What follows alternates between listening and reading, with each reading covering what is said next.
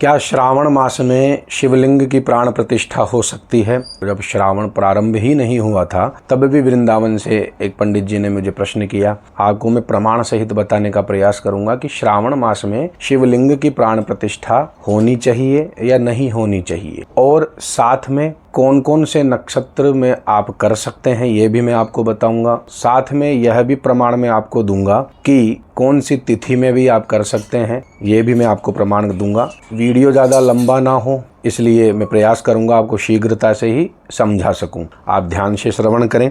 मार्गशीर्षादि मासोद्वौ निंदितो ब्रह्मणा पुरा, मासेषु फाल्गुनः श्रेष्ठश्च चैत्रो वैशाख एव च, वृषे वाप्याश्वयुं मासे श्रावणे मासी वा भवेत। इसमें कहते हैं कि ब्रह्मा जी ने मार्गशीर्ष और पौष इन 2 महीनों को शिव की प्रतिष्ठा के लिए निंदनीय कहा है, किंतु महीनों में फाल्गुन, चैत्र, वैशाख, ज्येष्ठ, आश्विन और श्रावण ये महीने श्रेष्ठ कहे गए हैं। मुक्ति की अभिलाषा रखने वाले को दक्षिणायन में भी प्रतिष्ठा करने का कोई दोष नहीं होता है। श्रेष्ठोत्तरे प्रतिष्ठास्या दयने मुक्तिमिच्छताम, दक्षिणे तो मुमुक्षूणाम मल मासे नसाद्वयोः। शिवलिंग के विषय में आपको मैंने बता दिया कि श्रावण में भी आप शिव प्राण प्रतिष्ठा कर सकते हैं। 1-2 प्रमाण और भी प्रस्तुत करूंगा तो मैं आपको बताता हूं। अब आपको मैं बताता हूं किस तिथि में भी आप प्रतिष्ठा कर सकते हैं और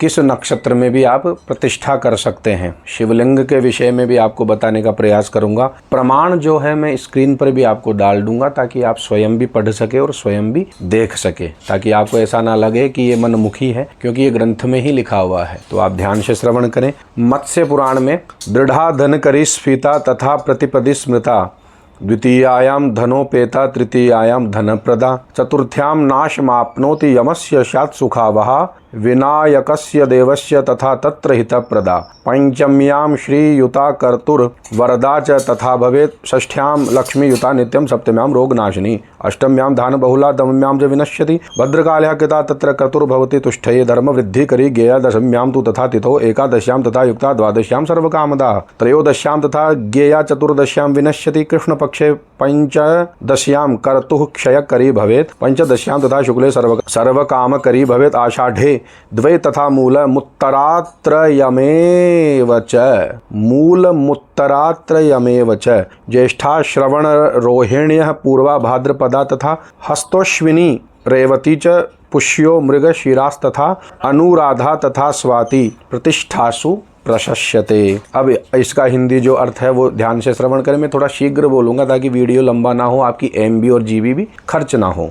मत्स्य में लिखा है, मत्स्य पुराण में लिखा है, प्रतिपदा जो सदा रहने वाली दृढ़ है, धन की करने वाली होती है, स्फीत अर्थात अतिशय वृद्धि करने वाली होती है, द्वितीया आदि पूर्णिमा पर्यंत 15 तिथियों में की हुई प्रतिष्ठा क्रम से धन से युक्त, धन देने वाली होती है, लक्ष्मी से युक्त तथा कर्ता को वरदायक, क्रमशः यानी क्रम से, प्रतिपदा, द्वितीया, तृतीया। तो उसके फल बता रहे हैं ये कि नवमी में भद्रकाली की प्रतिष्ठा करने वाले को प्रसन्न करने वाली होती है। और आगे क्या कहते हैं, इनसे सिवाय की प्रतिष्ठाओं में पूर्वोक्त फल जानना। मत्स्य पुराण में लिखा है, पूर्वाषाढ़, उत्तराषाढ़, मूल तीनों उत्तरा, ज्येष्ठा श्रवण रोहिणी पूर्वा भाद्रपदा, हस्त अश्विनी रेवती पुष्य मृगशिर अनुराधा स्वाति ये नक्षत्र प्रतिष्ठा में तम कहे गए हैं, प्रशस्त कहे गए हैं,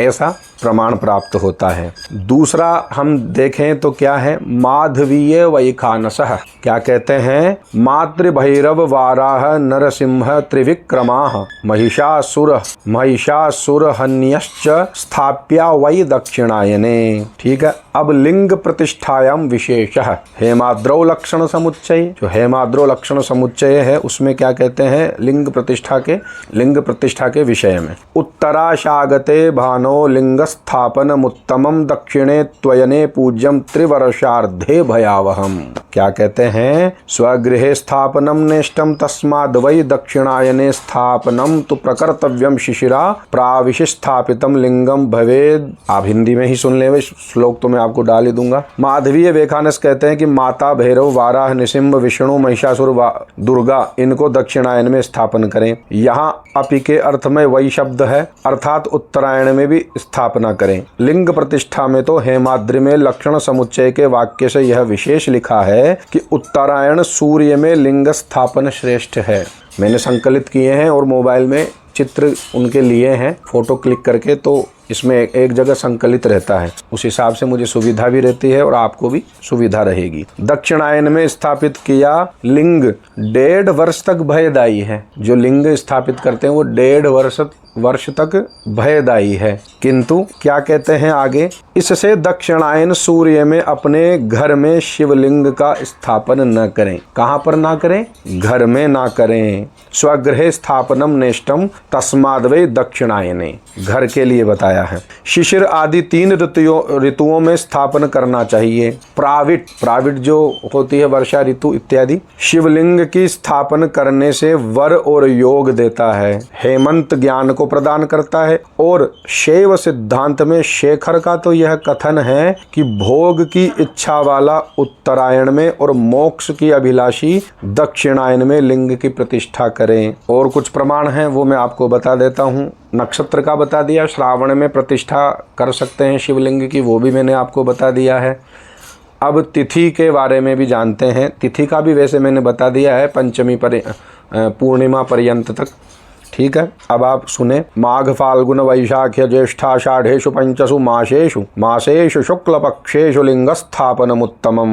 अब आगे पढ़िए, रत्नावली में भी लिखा है कि माघ फाल्गुन वैशाख ज्येष्ठ आषाढ़ इन 5 मासों के शुक्ल पक्ष में लिंग स्थापन उत्तम होता है। विष्णु तथा वैखानस का वाक्य है कि ब्रह्मा ने पूर्व मार्ग शीर्ष पौष ये 2 मास निंदित कहे हैं, और फाल्गुन चैत्र वैशाख ज्येष्ठ आश्विन श्रावण इन मासों में भी श्रेष्ठ है क्या? लिंग स्थापन। बौधायन सूत्र में तो विष्णु की प्रतिष्ठा का आरंभ करके यह लिखा है कि भादो की द्वादशी, श्रवणा और कृत्तिका से लेकर विशाखा पर्यंत जो शुद्ध नक्षत्र हैं वे श्रेष्ठ हैं। हेमाद्रि में विष्णु धर्म का कथन है कि माघ आदि 12 महीनों में सब देवों की हुई स्थापना क्रम से यह फल देती है। जो फल हैं वो बताए हैं, जैसे कर्ता का नाश, कल्याण, संसार को सुख, वर, आज्ञा में तत्पर, धर्म की वृद्धि, धन का नाश भी होता है, विनाश, हानि वहनी से नाश, अतुल सौभाग्य, ये क्रमशः है। तिथियों का, मासों का, जैसे मास प्रारंभ होते हैं उनका क्रमशः यह विधान प्राप्त होता है। तो वो ये भी मैं आपको डाल दूंगा, आप आसानी से पढ़ लेंगे।